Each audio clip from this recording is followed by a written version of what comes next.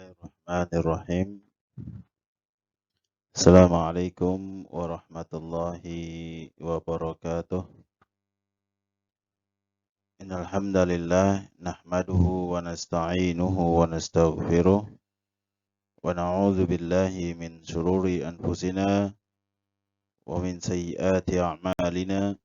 May yahdihillahu fala mudhillalah wa may yudlil fala hadiyalah.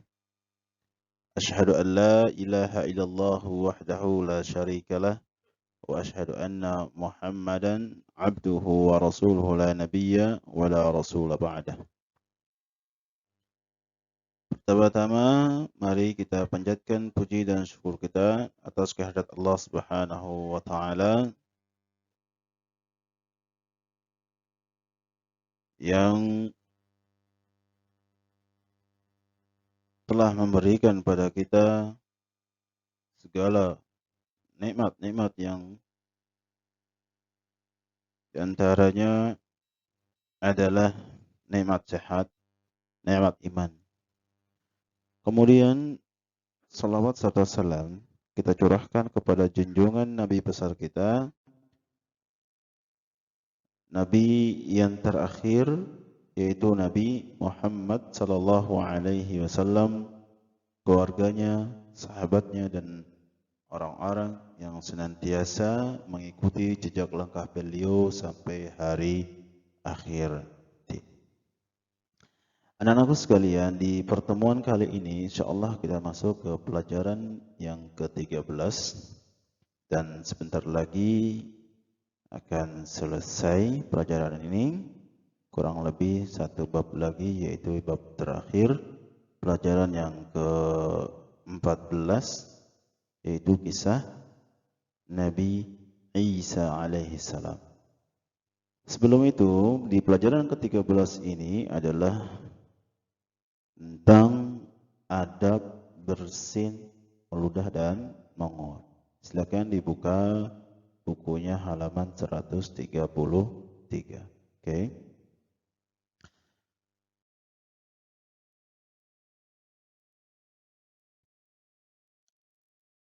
Adab yang pertama adalah adab bersin.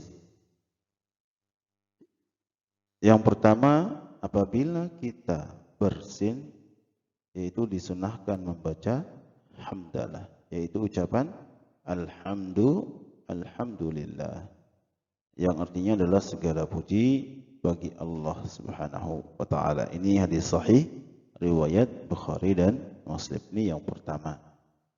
Apabila kita hendak bersin, ya, atau apabila kita bersin, maka disunahkan untuk mengucapkan hamdalah, yaitu alhamdulillah.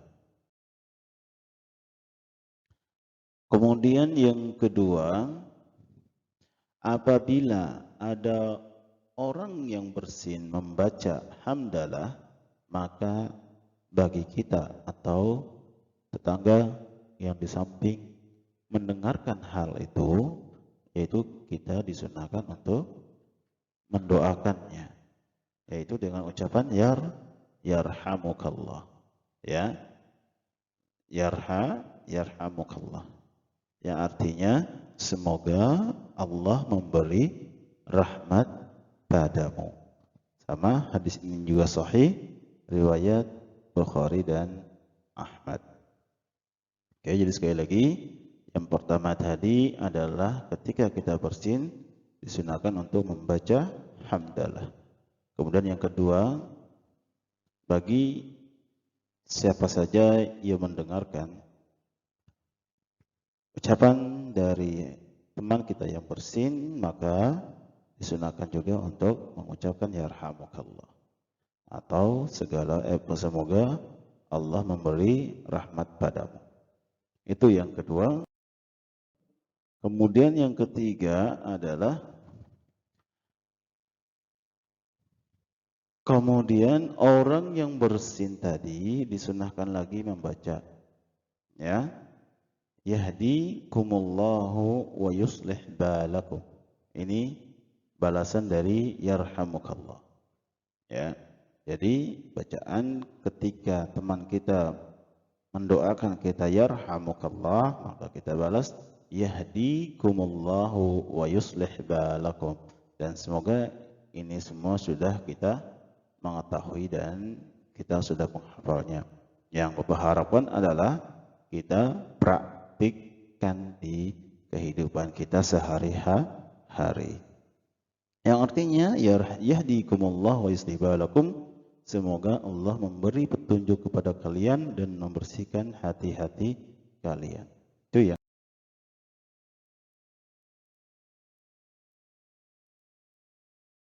Ketiga.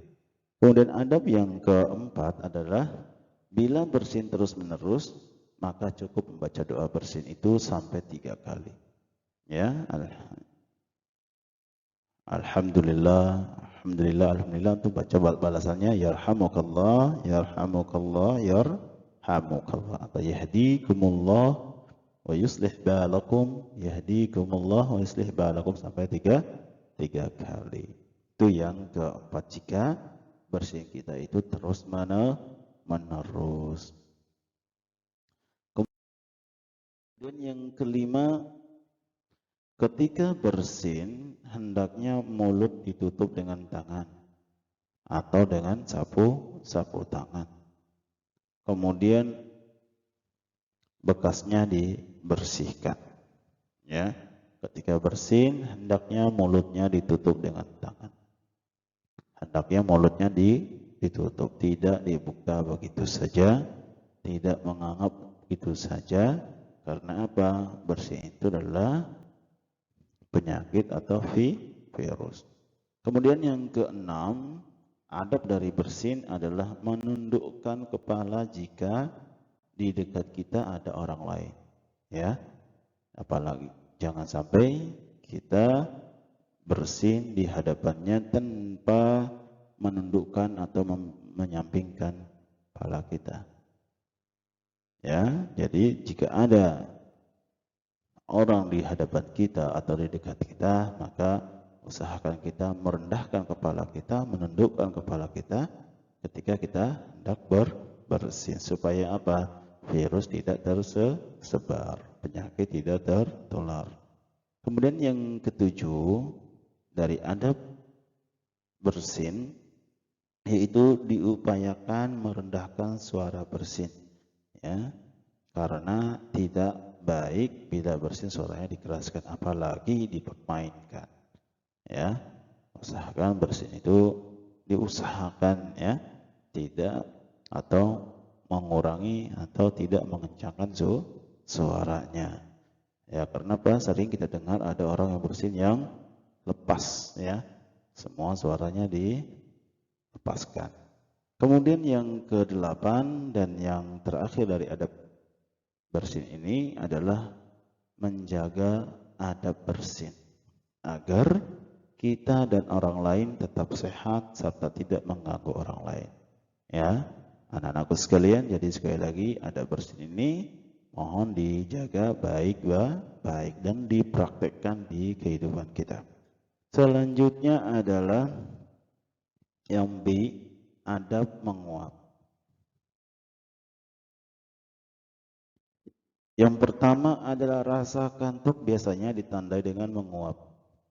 Maka apabila kita sudah mengantuk, sebaiknya segera istirahat, jangan dipaksakan. Jangan dipaksakan. Apabila sudah ngantuk, hendaknya tidur, istirahat sebentar. Ya, jangan dipaksakan. Selanjutnya yang kedua adalah segera mencuci muka apabila mengantuk saat belajar di kelas. Ya. Nah, posisinya beda nih keadaannya. Kalau kita di dalam kelas, posisi kita lagi belajar, maka jika kita ngantuk, maka segeralah mencuci atau berwudu. Supaya apa? Menghilangkan, mengurangi rasa kantuk yang ada. Oke, yang ketiga, tidak membiarkan mulut terbuka di saat menguap. Ya, tidak membiarkan mulut terbuka di saat menguap. Nah, siapa kita? yang suka menguap mulutnya dibuka, mulutnya terbuka. Ya, yang baik adalah menguap mulutnya ditutup dengan tangan, jangan dibuka begitu saja. Ya, biasa kalau kita melihat teman kita atau orang lain, mereka menguap, biasanya yang sering kita lihat adalah tanpa menutup mulutnya. Ya, kalau kita usahakan selalu menjaga adabnya. Ketika kita menguap, hendaknya mulut kita ditutup dengan tangan. Kemudian yang keempat dari adab menguap ini adalah merendahkan suara tatkala menguap. Ya, ketika kita menguap, hendaknya suara itu jangan dikeraskan. Ya, karena ini adalah salah satu perbuatan yang tidak baik. Apalagi jika sambil dipermainkan. Ya, menguap harus ditutup, kemudian suaranya juga harus dipelankan. Kemudian yang kelima, yaitu adab menguap ini perlu dijaga agar tidak mengganggu orang lain. Ya, agar uapan kita, menguapnya kita tidak mengganggu orang lain. Selanjutnya yang terakhir yaitu adab meludah. Siapa di sini yang di antara kita yang suka atau sering sekali meludah? Perhatikan adab ini. Ya, perhatikan adab ini. Yang pertama, apabila ingin meludah, sebaiknya segera dikeluarkan dengan cara yang sopan, tidak dibuang di sembarang tempat, tidak dibuang di hadapan orang atau lain sebagainya. Usahakan dijaga kebersihannya. Kemudian yang kedua, meludah hendaknya di sebelah kiri kita, namun tidak boleh meludah di sembarang tempat. Ya, meludah tidak boleh di sembarang tempat. Misal di situ banyak tempat orang yang sedang duduk, kita membuang ludahnya di situ, maka tidak boleh. Cari tempat yang baik, tempat yang jauh, dan tempat yang tidak dilihat oleh orang lain. Yang ketiga adalah apabila di sekitar kita banyak orang, sebaiknya meludah di tempat yang agak jauh dan tidak terlihat oleh orang lain. Seperti yang tadi Bapak sampaikan. Yang keempat, tidak mempermainkan air ludah apabila ketika belajar. Ya, tidak mempermainkan air ludah apabila ketika kita sedang belajar. Ya, biasa yang kita ketahui, kita ketemui, kita dapatkan biasanya ada yang suka mempermainkan air ludahnya. Bisa dibentuk dengan ya bola-bola atau yang segala macam. Kemudian yang kelima, membiasakan diri menahan air ludah sehingga tidak sering meludah. Ya, harus dibiasakan menahan air ludah, jangan sedikit-sedikit meludah, karena itu dapat mengganggu keadaan, ya, dapat mengganggu orang yang di sekitar kita. Oke. Dari pertemuan pelajaran yang ke-13 ini, ada bersin, meludah, dan menguap. Bapak harap pelajaran ini dapat merubah sikap kita, merubah adab-adab kita yang tadinya ya bersin, meludah dan menguap di sembarangan atau tanpa dengan adab. Maka ketika kita mempelajari pelajaran ini, yang Bapak harapkan adalah kita menjaga adab ini, mempraktikkan, dan juga kita menjaga dari kebersihan dan juga menjaga dari gangguan dari diri kita maupun orang lain.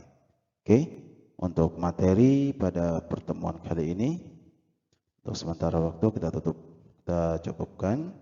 Kemudian untuk evaluasinya tidak perlu dikerjakan ya. Evaluasinya tidak perlu dikerjakan. Oke, anak-anakku sekalian. Semoga kita dalam keadaan selalu semangat di dalam belajar menuntut ilmu. Oke. Jazakumullah khairan. Kita baca doa tutup kafaratul majlis. Subhanakallahumma wa bihamdik asyhadu an la ilaha illa anta astaghfiruka wa atubu ilaik. Assalamualaikum warahmatullahi wabarakatuh.